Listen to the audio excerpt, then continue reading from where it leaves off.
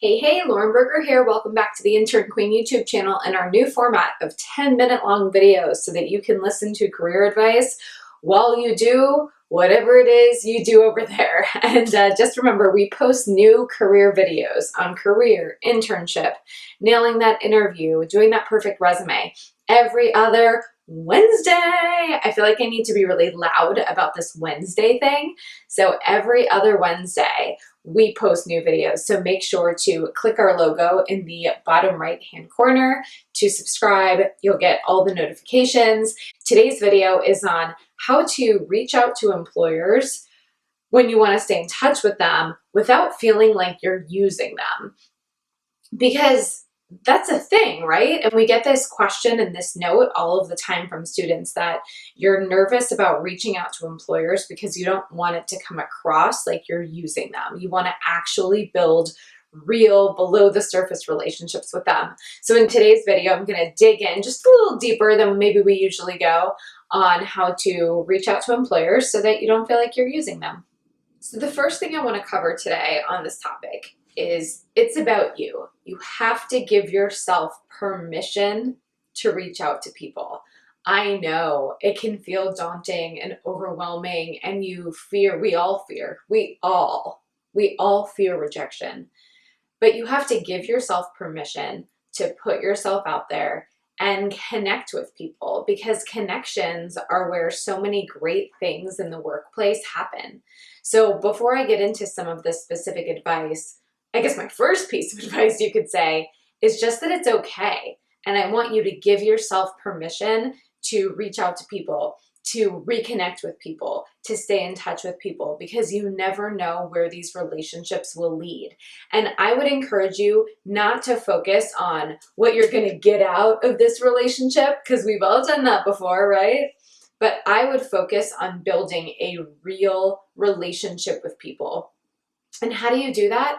Just like any other friendship, right? You're at a party, your friend really wants you to be friends with their best friend. What do? You say hi, you tell her you love her shoes, right? But you ask questions. Where are you from? What's your major? When do you graduate? You really try to befriend this person. And I would think about some of these employer relationships in a similar way. Right? You want to build real relationships with them. So you want to understand beyond just where they work and what their job title is. Where are they from? How long have they lived in the city for? Do they have kids? How long have they worked at the company for? Were they always in this position, or were they in a position before? So I think if you can give yourself permission, permission to reach out and stay in touch, that's going to be my first pointer. And then my second pointer is to not focus on the end goal, right? These are long relationships that you're going to build for the length of your career, which is going to be years and years and years. So it's thinking about the real relationship that could blossom. All right, Intern Queen, that's great. You want me to give myself permission to stay in touch with people, and you want me to build real below the surface relationships, but when do I reach out? Where do I start? Okay, if you've seen me speak on a college campus in the past 10 years, you've heard me jump up and down saying one rule. I hope you're saying it out loud right now. You reach out to your professional contacts 3 times per year. I used to do this as a college student because we had 3 semesters, fall, spring, and summer. So I still follow this, and I'm many years out of college now. So you reach out to your professional contacts 3 times per year. And I love using tools that help me manage my follow-ups, right? If you do have an internship or a job and you're using tools like Asana or Zendesk or Airtable to manage your tasks, great. Put some follow-up tasks for yourself in there. And I don't think you need to go through every single person and put it on there, but 3 times a year, put in your calendar, put in your task list that you're going to reach out to your professional contacts. And if you want to put some notes in that task, put some notes in that task. Don't forget all internship contacts, previous professors, and family friends, right? Whoever it is. But I think if you get in the habit of doing that, that's how you're going to start to build these real relationships. Now, what if you miss someone one time?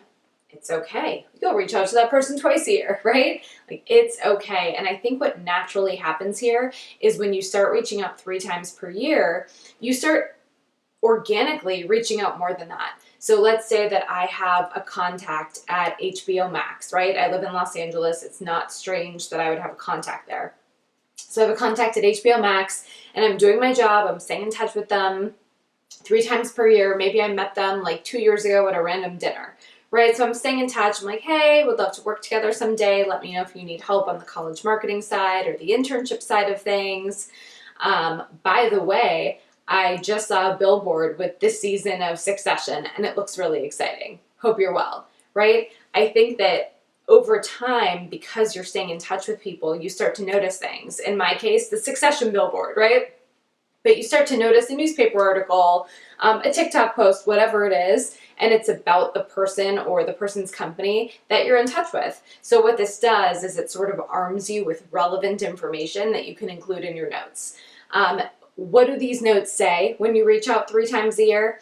These are short, less than 5-sentence notes that just say, boop, not actually the word boop, but just a little poke, and I'm thinking about you, right? That's all you're really saying, is I'm thinking about you. And if you need something, ask for it, but I think it's important to note that if you don't need something, hold that favor card, and we're going to talk about that more in just a second. So let's dig into this favor card.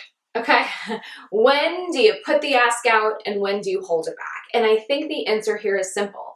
When you need something, not just want, not just it would be nice. When you need something, you ask for it.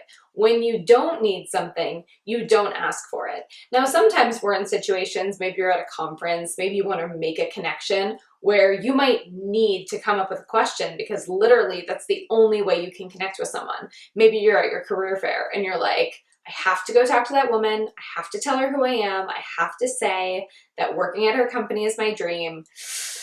Right? And that makes sense for the first time you connect with someone.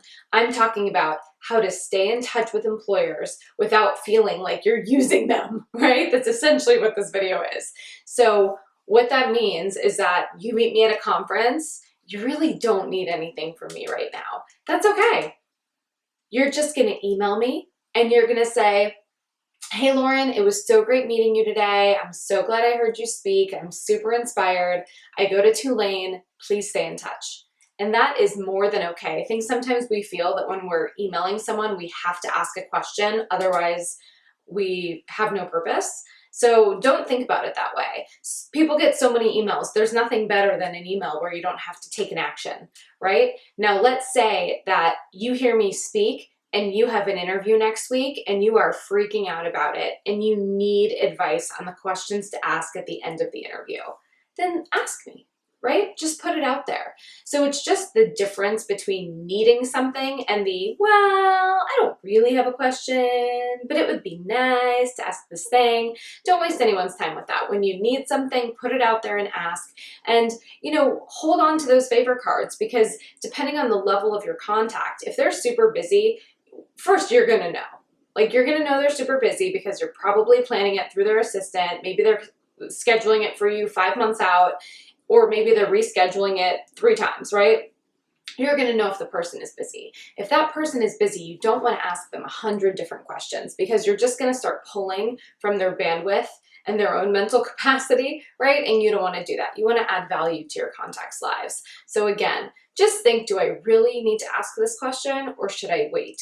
With some of my bigger contacts, CEOs, presidents, people who I know have plenty on their plate, I really do try to hold back those questions unless I really need something.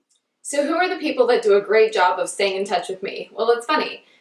There's probably I've met hundreds of thousands of students, right? That's just the reality of it over the past 10 plus years. But when I think of who does a great job of staying in touch with me, I only think of a handful of people. Literally, maybe 5 or 6 come to mind, which is interesting, right? It makes you wonder, what are those other hundreds of thousands of people doing? I don't know. But the people that do a great job of staying in touch with me, I think that they find out-of-the-box ways to stay in touch. They're not necessarily emailing me every day by any means, or they're not even emailing me, I don't think.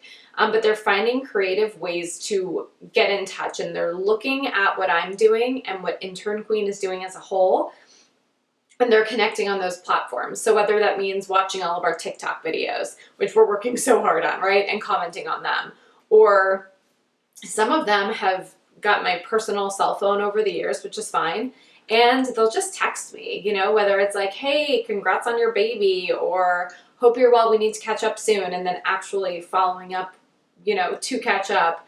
But these are people that are finding creative, unique ways to stay in touch, and they're short. They're not writing me long, formal emails. They're not sending super heavy updates. But it's funny because once people do a good job of staying in touch, I think I start being really open, right, as the employer to the relationship.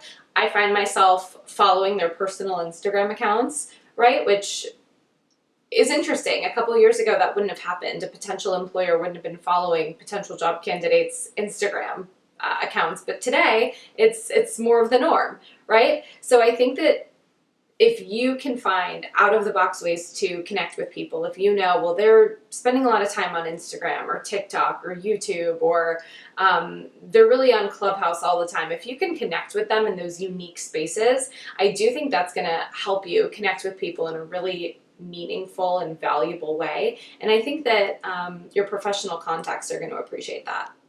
All right, everybody. Well, I hope you enjoyed this video on how to connect with employers without feeling like you're using them. If you need any help on email templates, don't forget to go to our Instagram page. We'll make sure to link it in the description below. But we have so many great templates on how to reach out to previous contacts and not feel like you're using them and just do the thing. So definitely check that out. And remember, we have videos every other Wednesday on everything career and internship. Come one, come all, please send your friends. If you guys want specific videos made or have any topics for these 10-minute formats, please drop it in the comments below, and I'm here for you guys. I hope you enjoyed. Bye, everybody.